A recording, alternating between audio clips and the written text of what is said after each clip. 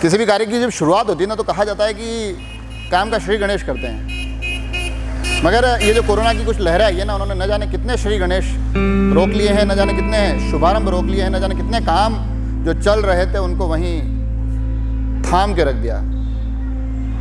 और उस कोरोना के बाद जो तमाम आर्थिक संकट आए ना, क्योंकि कार्य बंद थे, उस दौरान सरकारें भी कह रही थी कि हमें बहुत नुकसान हो रहा है। तो किसी ने डीजल के माध्यम से, किसी ने पेट्रोल के माध्यम से, किसी ने गैस के माध्यम से, तो किसी ने लाइट के माध्यम से अपने कोष बढ़ने की कोशिश जरूर की, मगर आम आदमी का किसी ने नहीं सोचा।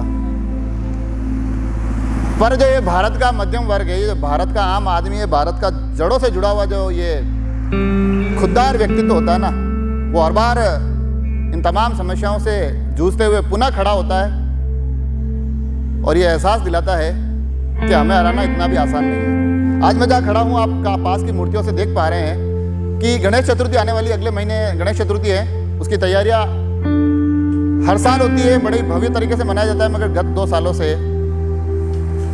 ये कोरोना इन लोगों को भी प्रभावित करता रहा है जो इस व्यवसाय से जुड़े हुए हैं, जो ये मूर्तियाँ बनाते हैं। इन मूर्तिकारों को भी कहीं ना कहीं तकलीफ दे रहा है। मगर ये मूर्तियाँ यकीनन ये कह रही है कि गत 2 सालों से मामला थोड़ा गड़बड़ है, कोरोना ने इनको भी बहुत तकलीफ दी है।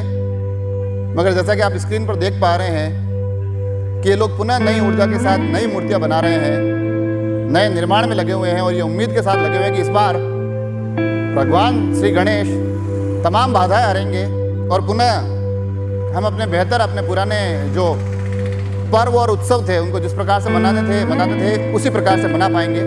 तो चलिए देखते हैं ये लोग क्या सोच रहे हैं, किस प्रकार से इनकी इस बार उम्मीदें पुनः उस जज्बे के साथ इस आर्थिक संकट में जूझ रही है जो इनको सबसे मजबूत बनाता है, जो भारतीय मध्यम वर्ग को सबसे मजबूत बनाता है। चलिए बात करते हैं।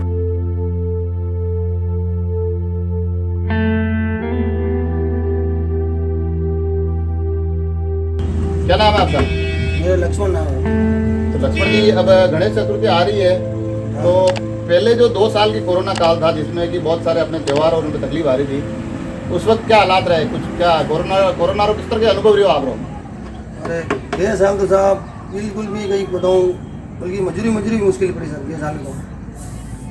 अभी आप ये जो ये बना रहे हो मूर्तियाँ तो सारी, और आप मेरे को जो बता रहे थे कि यार हमारे कलर की भी तकलीफ आ रही है, ये क्या समस्या आ रही है? जैसे मुझे 6 साल में माल बेच के सारा बहुत साहब, जो उसमें भी जो अपने जो इसमें जो मजदूरी वाले जो हमने पैसे लेके लोगों से पैसे उधार लेके लगाए, वो पैसे भी जो लोगों को नहीं दे पाए, तब लोग पैसे भी दे रहे, पैसे के लिए मतलब फंस के बैठा हूँ।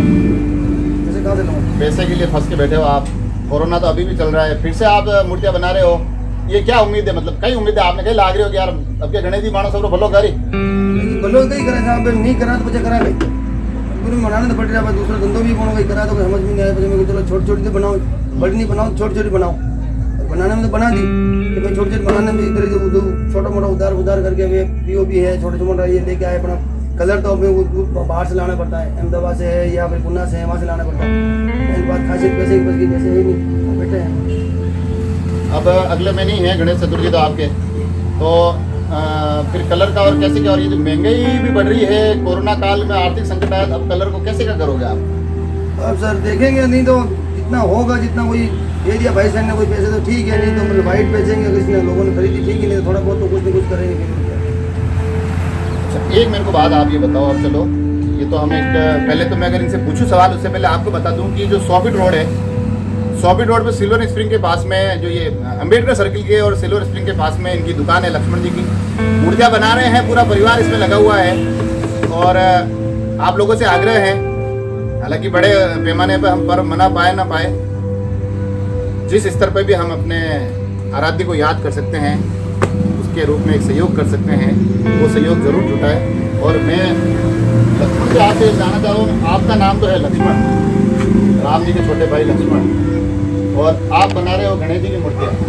और गणेश जी की मूर्ति में आप ये मानो कि हम ये हमारे सबसे प्रथम पूज्य हैं। अब गणेश जी भगवान ने आपने अरदास करना थेरा हो आणि गणेश चतुर्थी पहला और आणि कोरोना काल में भगवान ये अरदास करे साहब के जो पहला 2 साल 3 साल पहले जो हमारा धंधो चले उसे धंधो चल जा, बीच प्रार्थना करा, उनकी प्रार्थना करा, ये प्रार्थना पहले बढ़िया चलता था, बिल्कुल बढ़िया चलता था। 3-4 साल पहले बहुत बढ़िया चलता था। इस कोरोना के कारण काफ़ी जिंदगियों के कलर खराब किए हैं, मगर हम उम्मीद करेंगे कि ये गणेश चतुर्थी न केवल इन मूर्तियों के लिए कलर की उपलब्धता करवाए, बल्कि कहीं ना कहीं हमारे लक्ष्मण जी के इस जीवन में भी पुनः वह कलर, वो पुनः वह रंग वापस लौटा है। ये सोपिट रोड के जेके गार्डन के बाहर लटक रहे हैं घरौंदे, ये घोंसले। हालांकि इन घोंसलों ने इन चिड़ियाओं के लिए तो रहने का जुगाड़ कर दिया है, मगर ये जो घोंसले बेच रहे हैं ना, उनके खुद के घोंसले बड़े ही इन दिनों तकलीफ में है। कहाँ से आए हो भैया? टोंक निभाई। निवाई से आए हुए हो, तो ये खाना वाना यहीं बनाते हो सड़क पे ही? तो सोते कहाँ हो? गाड़ी में ही सो जाते हैं। गाड़ी में पार्टीशन लगा हुआ है। कितना कुछ कर लेते हो जुगाड़ डेली का ही? डेली का हो जाता है 1500 रुपये का हो गया। और कोरोना काल में क्या कर रहे थे? घर पे रहते थे। फिर घर खर्च कैसे चलता था? खर्च क्या करे, माथे ऐसा ही पड़े रहता था, घर खर्च कहाँ से करा। तो अब वापिस सरकारों ने कुछ सहायता नहीं की क्या आपकी? कुछ भी नहीं, कुछ भी नहीं। अब यार राजसमंद में कितने दिन रहोगे? ये तो 2 महीना रहेगी आप। तो 2 महीने रहोगे, तो 2 महीने के बीच में तो राखी आ रही, राखी पे तो सब लोग घर जाते हैं। घर कैसे जाएंगे? कुछ घर जाके क्या करेंगे, क्या खाएंगे वहाँ? घर पे नहीं जाओगे राखी पे तुम्हारे बहन के लिए? नहीं। तो ये हालात है कि बातों में बेबाकी है, हालांकि आने वाली राखी है, मगर लड़ना और संभलना बड़ा ही मुश्किल है, क्योंकि लड़ाई बहुत लंबी बाकी है। ये लोग अपनी इन सड़कों पर लड़ाई लड़ रहे हैं, हम ये कोशिश कर रहे हैं कि इनके जज्बे को आप तक पहुंचाए, और बार बार ये बताया कि जेके गार्डन के बाहर, क्या नाम बताया आपने? प्रहलाद जी बैठते हैं, यहीं खाना बना रहे हैं। इनके खाने से जुड़े हो सके तो कुछ घोंसले खरीदें, ये घोंसले इनके हौसलों को मजबूत करते हैं। धन्यवाद।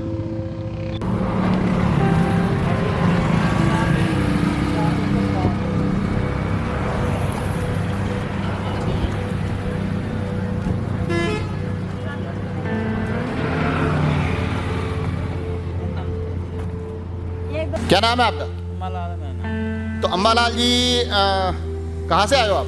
हम टोंक से आए हैं। टोंक से इतनी दूर क्या इन ट्रैक्टर पे बैठ गए या किसी दूसरी गाड़ी में आओ, या ये ट्रैक्टर नहीं काम नहीं आते क्या? ये काम यहाँ दूसरी गाड़ी में लेके आते हैं इनको। अच्छा। ये क्या रोज कमाते रोज खाने में।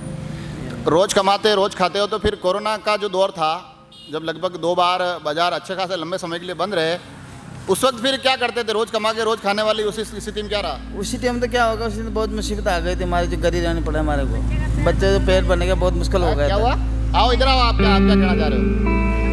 अरे इधर माइक में आओ, माइक में। बच्चे का पेट भरवा बड़ी मुश्किल है जी। अरे बच्चे का पेट भरना, बच्चे क्या नाम है तेरा? इधर आ। मुकेश, तू पापा मम्मी के साथ ही रहता है? फिर स्कूल खुलेगी तब क्या करेगा?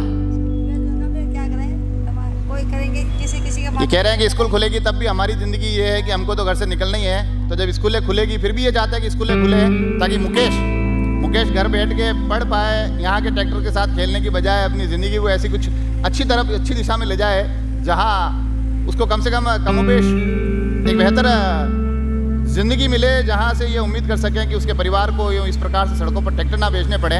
तो अम्बालाल जी, मेरे को ये बताओ आप कि अब यहाँ रहते हो तो फिर खाने वाने का क्या करते हो? कहाँ बनाते हो, क्या करते हो? खाना तो बनाते, जहाँ हमारे जो रात जो वहाँ रह जाते हैं वहीं खाना बना लेते हैं, रोड पे बना ले खाना। क्या खाना भी ये यहीं बनाते हैं? हालांकि मेरा जो कैमरामैन दिखा सकता है कि जो इनके खाने की सामग्री भी यहीं पड़ी है, तो पूरी तरह से एक तरह से गृहस्थी इन्होंने बसा रखी है, और ये सड़क किनारे व्यापार कर रहे हैं। और ये मैं जहाँ बैठा हूँ राजसमंद के अपने टीवीएस चौराहे पर जो श्रीनाथ होटल है उसके सामने की तरफ बैठा हूँ। ये इनके गांव से काफ़ी लोग यहाँ आते हैं, तो आप जब जाएं इधर से निकले तो अम्बालाल जी और मुकेश से मुलाकात करनी है तो कर सकते हैं। और आखिरी सवाल मैं अम्बालाल जी से पूछूंगा, अम्बालाल जी, महंगाई बहुत बढ़ गई है, उसमें क्या हो रहा है? फिर अब आपके लिए कोई तकलीफ आ रही है क्या उससे क्या? पहले कोरोना का पहले बाद में तो बहुत सस्ता काम बढ़िया हो रहा था, पर कोरोना लगने बाद महंगाई बहुत ज़्यादा हो गई, क्योंकि हमारे तो कोरोना लगने बाद हमारी एक पैसे का उपाय नहीं होते, जो भी कमाते वो खाने में ले लेते। तो ये जो सरकारें कीमतें बढ़ा कर अपने खजाने भर रही है ना, राजसमंद की किसी सड़क के किनारे से हम तो खबर जरूर पहुंचाना चाहते हैं कि जनाब, लोग महंगाई से मर रहे हैं। ये सेंधा नमक है, और हम लोग आम कहावत में कहा करते हैं कि नमक के फर्ज को नहीं भूलना चाहिए, नमक जिसका खा लिया उसका साथ निभाना चाहिए। मगर इस नमक के साथ साथ ऐसे व्यापारों से जुड़ी हुई अनेक कहानियां हैं। कोरोना काल में लोगों ने बड़ी तकलीफें देखी है, सरकारों ने अपने आय बढ़ाने के अन्य स्रोत निकाल दिए, मगर उन सभी का दबाव, सभी का बोझ आम आदमी पर आ रहा है। मगर वो आम आदमी कोरोना से लड़ रहा है। आज ये एपिसोड हम बना रहे हैं उस एक जज्बे के लिए कि ये नमक बेचने वाले परिवार अपने घर के नमक मिर्च के खर्चों से भी जूझ रहे हैं, उसके लिए भी तकलीफ़ों में हैं। इसी एक ट्रैक्टर से शुरू करते हैं जो बताया जा रहा है। गंगानगर से आए हो भाई साहब, क्या नाम है आपका? तो ये जो नमक ला रहे हो आप, तो अभी राजसमंद कितने दिन हो गए आपको? 10 दिन हो गए। कैसा क्या धंधा पानी क्या चल रहा है? मंदा चल रहा है। चलो, अभी तो फिर भी आप बेच पा रहे हो। मेरे को ये बताओ, आपकी जो अभी बीच में कोरोना की 2 लहर निकली, बाजार बंद रहे, उस वक्त क्या करते थे? घर पर दिहाड़ी करते हो। तो घर पे दिहाड़ी करते थे, तो घर खर्च और परिवार का खर्च और क्या कैसे क्या निकल रहा था? वो दोस्त खाने के लिए हैं? बहुत मजबूरी थी। बहुत मुश्किल में थे। अब वापस बाजार खुलने के बाद थोड़ी राहत मिल रही है। अब तो ये सुबह का ये इतना ही है, बड़ा है सामने। ये कह रहे हैं मेरे को, इन्होंने कहा कि एक जो सुबह ये जो इन्होंने ये पूरा ये जो एक पत्थर जैसा होता है, इसको इन्होंने तोड़ा है, इस तगारी में लिया है, सुबह से ये इतना ही बिक पाया है। और अभी कितने दिन और रहोगे राजसमंद आप? 5-7 दिन। राखी पे घर जाओगे। और गाहे बगाहे हमारी इन गलियों में कुछ आवाज़ें आती रहती है, हर माल 10 रुपया, हर माल 20 रुपया। उस माल की कीमत तो हो सकता है तय हो, मगर वो लोग उस मेहनत के पीछे खड़े होते हैं ना, उनका जज्बा बेशकीमती होता है। और उसी जज्बे से जुड़ा हुआ एक व्यक्ति और हमारे साथ है। क्या नाम है आपका? धीरज पालीवाल। धीरज पालीवाल। तो धीरज, कब से कर रहे हो आप ये काम? ये मेरे को 4 साल हो गए काम करते हुए। कितना कुछ हो जाता है क्या दिन भर में? दिन भर में इसमें मजदूरी मिल जाती है 300 रुपये के करीब। यहीं रहते हो कि घूमते हो? घूमना फिरना चलता रहता है। कितना एवरेज देते हो? अभी तेल तो चलो तुम्हारे पेट्रोल से नहीं चल रहे हो, तो ये तो फायदा है, पेट्रोल बहुत महंगा हो गया है, पर तुम खुद कितना एवरेज देते हो? कितना किलोमीटर घूम लेते हो दिन में? ये दिन में 5-6 किलोमीटर घूम लेता हूँ मैं। 5-6 किलोमीटर घूम लेते हो। चलो, अभी तो बाजार खुले हुए हैं, आराम से घूम पा रहे हो। जब कोरोना था, बाजार बंद थे, तब क्या करते थे? कोरोना काल में 15 दिन तो कुछ नहीं किया। 15 दिन बाद सब्जी वालों को छूट थी, तो हमने आलू प्याज की लारी लगाई। तो ये देखा मैंने आपको, एक जो ये बात जो शुरू की थी ना, उससे पहले मैंने एक चीज़ बोली थी कि इन आवाज़ों के पीछे का जो जज्बा है ना, वो बेशकीमती। और वो बेशकीमती इसलिए है कि वो सोचते हैं कि यार ये कोरोना है, ये आपदा है, ये तकलीफ़ है, इस तकलीफ़ का रास्ता क्या हो सकता है। तो ये लारी के सामान फिर हट जाते हैं, यहाँ आलू आते हैं, प्याज आते हैं, सब्जियाँ आती हैं, और उनके साथ जुड़ी होती है कोशिश कि किसी तरह से हम इन हालातों में, जहाँ सरकारें और तमाम हमारा साथ छोड़ चुकी है, हम अपने परिवार की हिम्मत बनकर खड़े रहें। हालांकि कोरोना ने कई ज़िंदगियों की हवा निकाल दी है, मगर एक वर्ग ऐसा भी है जो अभी भी उस कोरोना काल के बाद इन गुब्बारों की हवा के सहारे अपने घर परिवार की चिंता कर रहा है। ऐसा ही एक परिवार हमारे साथ है। क्या नाम है आपका? बाबूलाल सर। बाबूलाल जी कहाँ के हो? खारंडिया मुंडोल। अच्छा, हमारे महेंद्र सिंह जी खारंडिया के गाँव के आप? हाँ सर। ये गुब्बारे कितने टाइम से बेच रहे हो? अभी तो 2-3-4 साल हो गए मेरे तो अभी ये कोरोना का जो काल था, फिर उसमें क्या कर रहे थे? को। बैठे हुए थे सर, ठाले हो गए और कुछ नहीं, पेड़ गुजारा कर रहे हैं वहाँ, और घर पे साल भर से घर पे बैठे हुए। अभी थोड़ा लॉकडाउन खेला जो वहाँ, चलो आके नहीं पेड़ गुजारा कर तो रहे ये सारे घर वाले सब एक साथ आते हो यहाँ? हैं, एक साथ आते हैं। अच्छा, हाँ सर। फिर यहाँ आके एक ही जगह बेचते हो, अलग अलग जाते हो? अलग अलग घूमते रहते, कोई बच्चे लेते तो ले लेता है, 10 रुपये में ले लेता है, बहुत सारे फूड भी जाते हैं, और 100-200-300 रुपये मिल जाता है, वहाँ घर खर्चा चल रहा है और कुछ नहीं है। इससे ज़्यादा कुछ नहीं है। बाहर कहीं जा नहीं सकता हूँ। और ये मेरे 5वीं पढ़ता है, ये 7वीं पढ़ता है, एक लड़की मेरे 9वीं पढ़ती है। बेरोजगार हूँ, खाने पीने का और बहुत मुश्किल है सर। चलो करके चलो, खर्चा चल रहा है और कमाने का ऐसा कुछ नहीं है। तो ये एक और ज़िंदगी जो ये बता रही है कि कोरोना ने हवा निकाली हो, मगर हमारे हौसलों की हवा कभी नहीं निकलेगी। हम इसी तरह से अड़े रहेंगे, डटे रहेंगे। चलिए कुछ और लोगों से मिलते हैं। और जाने से पहले बता दूं कि भंवरलाल जी अमूमन आपको 100 फीट रोड पे मिलेंगे, तो जहाँ पर भी भंवरलाल जी दिखे ना, उनको रोक के गुब्बारे ज़रूर लेना। सारी कवरेज करके बहुत थक गए हैं, एक चाय पी लेते हैं। हाँ भैया, लेमन टी।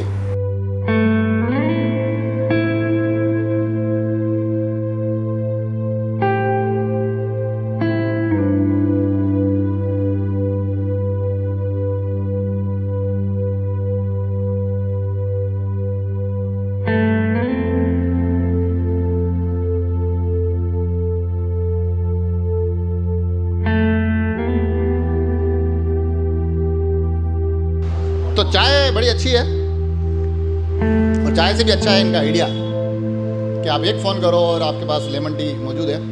क्या नाम है आपका? राहुल कुमार। आप कोरोना काल में क्या कर रहे थे आप? कोरोना काल में मैंने सब पुलिस वालों को चाय वाय पिलाई। कोरोना काल में मैं घुमा यूँ। नहीं तो घूमे तो फिर पुलिस वाले को चाय पिलाई, पुलिस वालों को तो उस वक्त क्या आप पैसे लेके कर रहे थे, सेवा कर रहे थे उनकी? उनके साथ सेवा की, मुझे सर्टिफिकेट भी मिला हुआ है। अच्छा, ये किस बात का कि भाई हमने कोरोना काल में सेवा की, वो जो ये पुलिस वालों को आपने निःशुल्क चाय की सेवा की, उसका आपको सर्टिफिकेट मिला? तो ये देखिए एक बेहतरीन आइडिया जो न केवल ये बताता है कि भारतीय मध्यम वर्ग हर हाल में, चाहे कोरोना आए चाहे सरकारें प्रशासन इनसे मुंह मोड़ ले, ये अड़े रहते हैं, डटे रहते हैं और पुनः अपने पाँव पर खड़े होकर बताते हैं कि भैया कोरोना, हम तो उससे लड़ने के लिए तैयार पहले भी थे, आज भी हैं। और उससे भी बेहतर चीज़ देखिए आप कि जब कोरोना काल में हमारे आर्थिक गतिविधियां बंद थी, उस दौरान ये लोग इन तमाम पुलिस कर्मियों को, कोरोना वॉरियर्स को निःशुल्क सेवाएं दे रहे थे। तो वास्तव में आज जो हम ये एपिसोड बना रहे हैं, इस एक जज्बे को सलाम करने के लिए बना रहे हैं, इस जज्बे को सैल्यूट करने के बना रहे हैं। और इस जज्बे को सैल्यूट करने के लिए हम सिर्फ अकेले नहीं हैं, हमारे राजसमंद एक्सप्रेस की टीम के सती जी भाई साहब और सूर्यप्रकाश जी भाई साहब भी हमसे जुड़े हुए हैं। ये भी चाय की चुस्कियों के साथ इसका आनंद ले रहे हैं, क्योंकि मध्यम वर्ग एक दूसरे से इतना गंभीरता से जुड़ा हुआ है, इतना मजबूती से जुड़ा हुआ है कि इन चाय की चुस्कियों के बहाने हम अपनी तकलीफ़ें खुद बांट लेते हैं। एक जज्बा ऐसा खुद में पैदा कर लेते हैं जो आगे आने वाली चुनौतियों से लड़ने के लिए हमें मजबूत बनाते रहना है। तो आगे भी ऐसे ही कहानियों के साथ, ऐसी स्टोरीज़ के साथ हम आपसे जुड़ेंगे, कोशिश करेंगे कि कुछ नए आयाम इस मध्यम वर्ग के आपके सामने ला सकें। धन्यवाद।